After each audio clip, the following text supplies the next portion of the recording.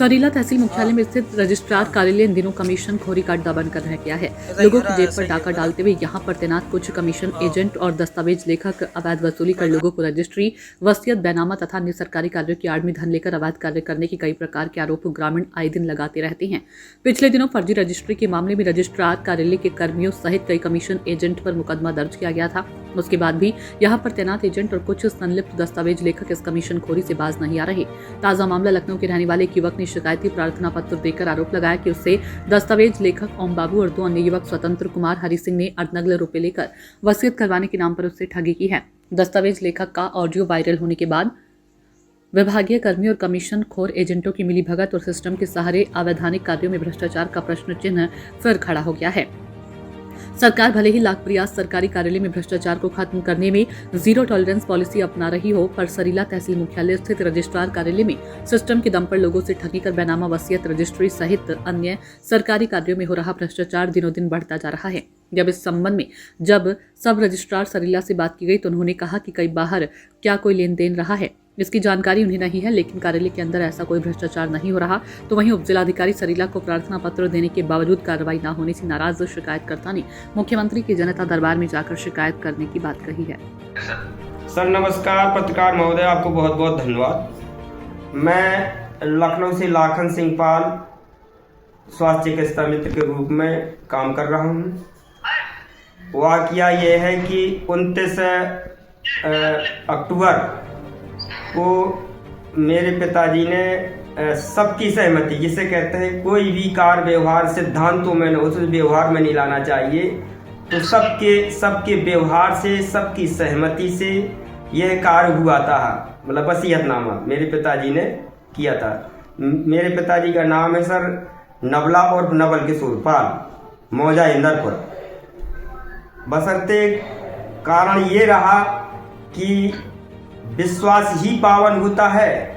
हम और हमारे पिताजी भाई भतीजे के चक्कर में पड़ गए, क्योंकि जो भतीजा है वो हमारे पिताजी का पोता है। तो वो विश्वास में हम गए वहाँ।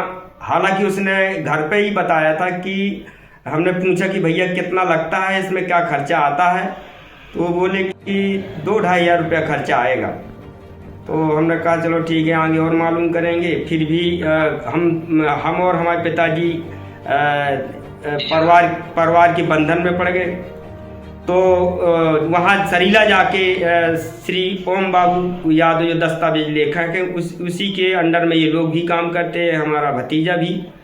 तो जी भतीजे का नाम है स्वतंत्र कुमार पाल, और एक जो और मुंशी है उसका हरि सिंह अनुरागी। तो ये ज़्यादा इंटरेस्टेड थे काम करने में, बाकी और लोग भी बैठे हुए थे, उनसे हमें कोई मतलब नहीं। लेकिन जो वर्तमान में 3 लोग काम कर रहे थे तो हमारी निगरानी इन पर रही। तो हमने पहले जिसे कहते हैं प्लानिंग, कोऑर्डिनेटेड, मोटिवेशन। तो हमने कहा कोई काम करने के पहले 10 बार सोच लेना, समझ लेना चाहिए। तो हमने कहा कि सर अपना विवरण बताएं श्रीमान।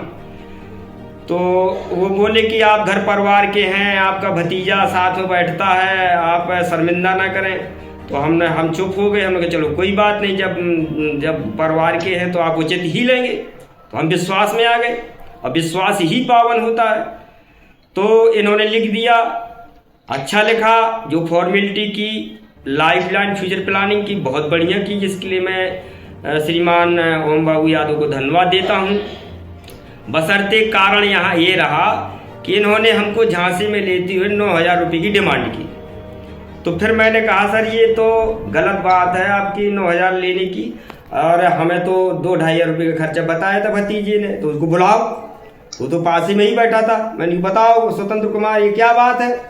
तो स्वतंत्र बोला हाँ अत्ते ही मैंने कहा था। तो मैंने कि 9,000 रुपये क्यों ये ले रहे हैं। तो ओम बाबू यादव वो समझाने लगा उसको भी हमको भी। हालांकि इनकी मिली साठगांठ थी पहले से ही, तो तब ऐसा हुआ है। तो बोले अंदर जाके बहुत से टिकट लगने हैं, ये होना वो होना, हमको बरगलाने लगा। हमने कहा फिर अंदर जाके देखते हैं। तो सर हम पत्रकार महोदय आपसे अवगत कराना चाहते हैं। तो हम अंदर गए तो मात्र 500 रुपये का रसीदी टिकट कटा। मतलब सब टोटल जो सरकारी खर्चा है 560 रुपये का खर्चा है। और हम इनको इसलिए अंदाज लगाया था कि ये भाई प्राइवेट आदमी है, ये इनको 500 रुपया खर्चा के और दे देंगे, इतना ही होता है। लेकिन इन्होंने बाकी रकम जेब में रख ली, तो वो बात हमको खली।